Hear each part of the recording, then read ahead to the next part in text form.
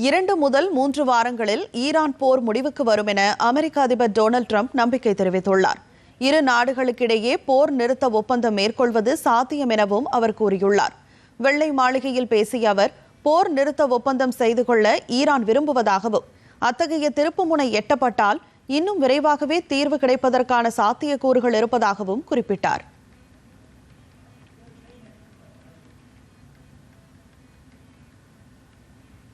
We're negotiating with them right now.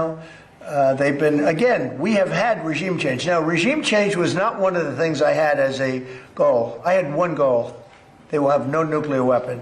And that goal has been attained. They will not have nuclear weapons. But we're finishing the job. And I think within maybe 2 weeks, maybe a couple of days longer.